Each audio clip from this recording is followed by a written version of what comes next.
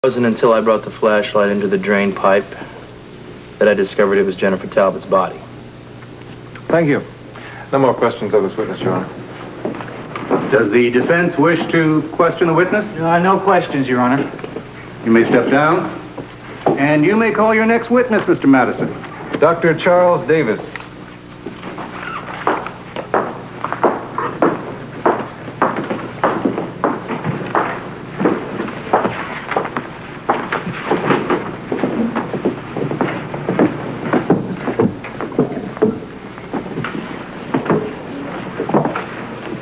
Place your left hand on the Bible and raise your right hand. You do solemnly swear the testimony you shall give in the case of the people of the state of New York versus Kevin O'Connor shall be the truth, the whole truth, and nothing but the truth, so help you God. I do. You may be seated, Doctor. Dr. Davis, you are the coroner of the city of Port Charles, is that correct? Yes, I am. In layman's language, would you describe for us, please, the cause of Jennifer Talbot's death? Air was injected into her veins, causing an embolism, which killed her. Mm-hmm. And was she conscious at the time? No, there was a blow to the back of the head, which rendered her unconscious. But the blow didn't kill her. No. And what was the approximate time of death? Well, it's between 7:30 and 8:30 a.m. on March 17th. Thank you. No more questions. Does the defense wish to cross-examine? Yes, Your Honor. Dr. Davis, would you tell the court, please, how you can be so sure that the murder took place between 7:30 a.m. and 8:30 a.m.? I mean, the body wasn't discovered until several days after she disappeared. If you recall, St. Patrick's Day was unusually cold, only 20 degrees above zero. The cold preserved the body sufficiently to establish the time of death. Thank you. No more questions? You may step down. The prosecution may call the next witness. Prosecution calls Dr. Patrick O'Connor.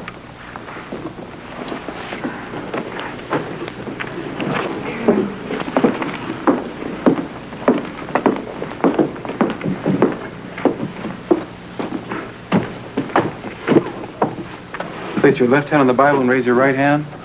You do solemnly swear that the testimony you shall give in the case of the people of the state of New York versus Kevin O'Connor shall be the truth, the whole truth, and nothing but the truth, so help you God. I do. You may be seated.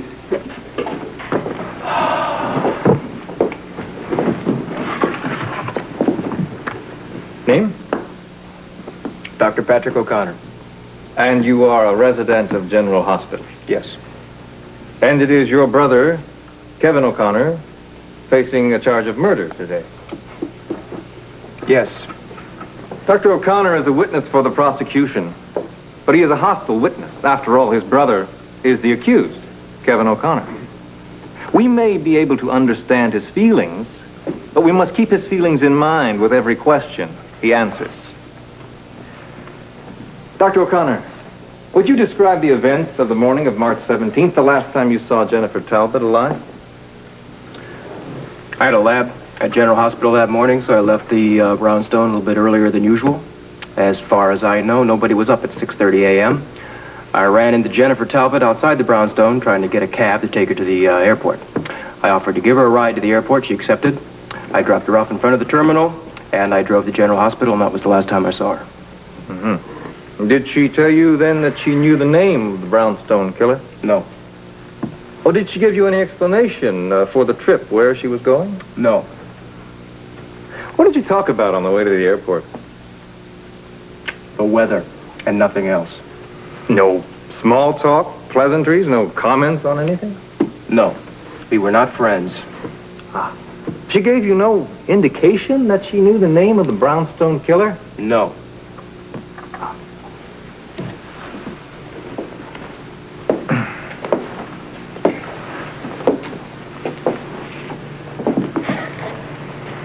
Did you and your brother burn evidence that was slipped under your door at the brownstone? Evidence that pointed to either you or Kevin as the brownstone murderer?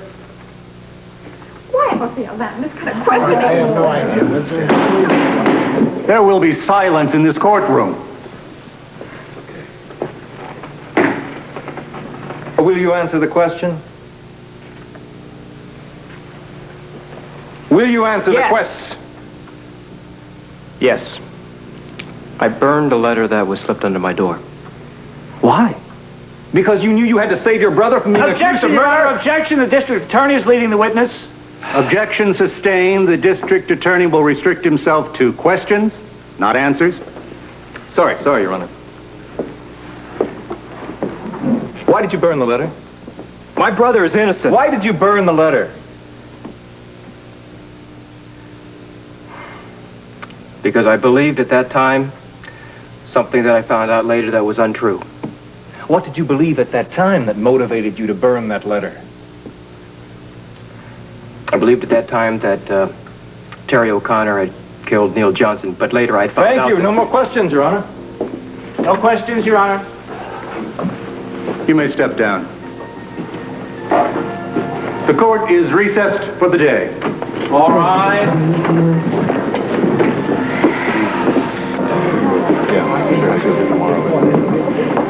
Can you forgive me, Terry? Yes, Patrick. You told the truth. And all we need is the truth. Rise. This court is now in session. The Honorable Judge Anderson presiding. Be seated. You may continue, Mr. Madison. Thank you, Your Honor. The state would like to call Mr. Red Flynn to the witness stand, please. Red Flynn.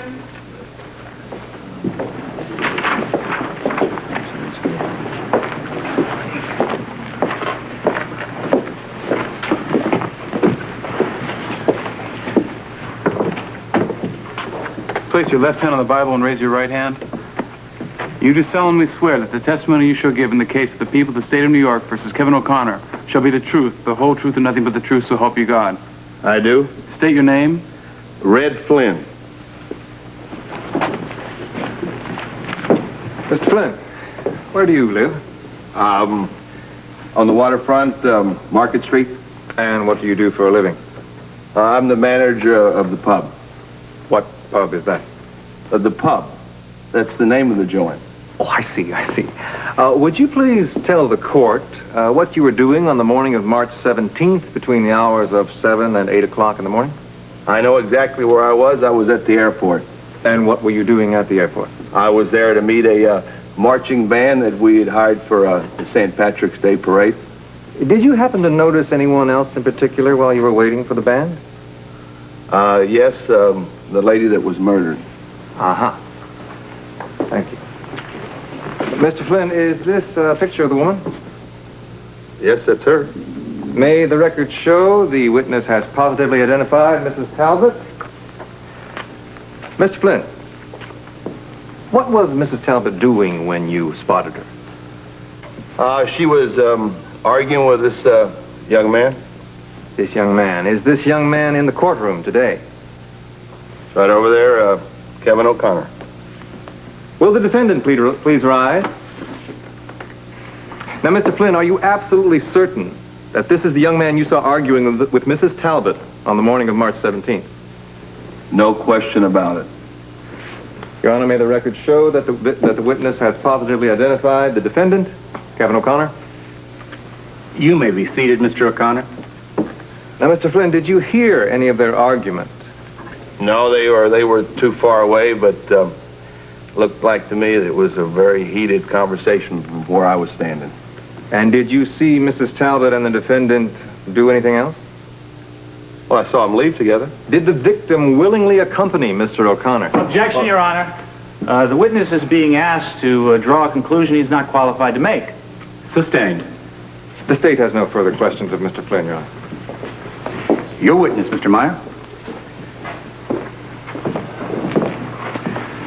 Mr. Flynn, was the airport crowded the morning you claim you saw Kevin O'Connor with Jennifer Talbot? Very.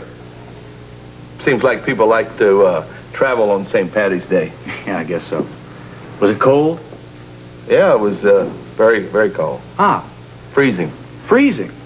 So most of the people milling around the airport probably pretty bundled up, right? Yeah.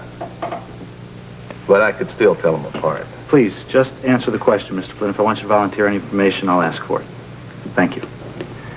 How was the band dressed? In full regalia. Including green hats?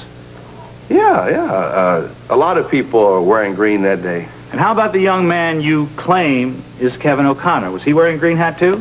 A lot of folks were that day. Your Honor, I'm going to show the witness 2 exhibits that the defense has already submitted as evidence. You may proceed. All right, Mr. Flynn.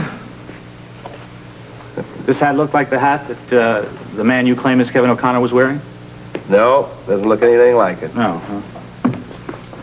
How about this one? Yeah, now you're on the right track. That Yeah? looks just like the one you got on your head. That looks like it.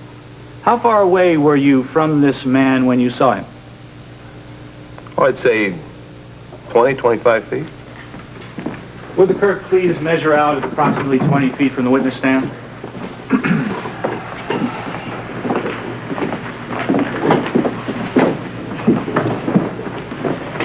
Excuse me.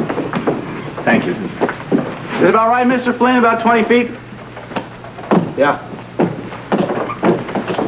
All right, Mr. Flynn.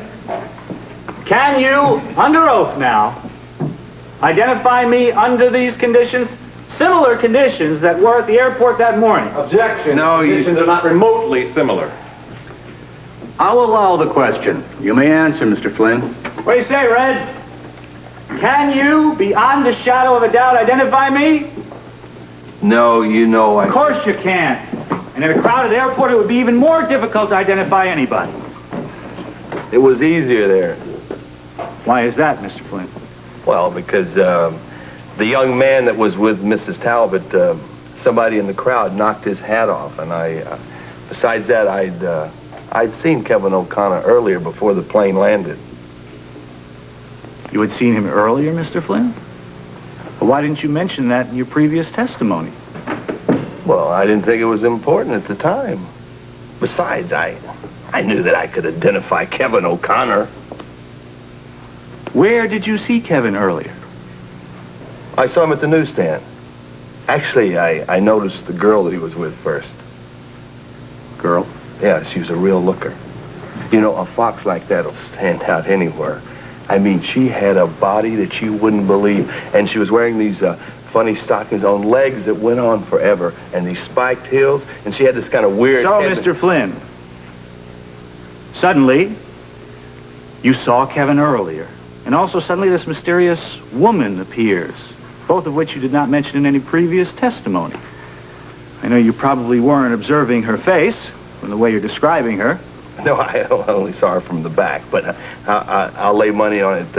With looks like that, she's a knockout all the way around, you know? In fact, I caught her talking to Mrs. Talbot later, and I didn't get a chance to see her face there either. But what somebody, though. I'm telling you, you know, I will never, ever forget those curves in a million years. You talk about positive identification. Thank you, Mr. Flynn. No more questions. No more questions, Your Honor. The witness may step down. What is going on? Why did Red Flynn lie about that girl, too? I don't know. It doesn't make sense. This case is getting stranger every day.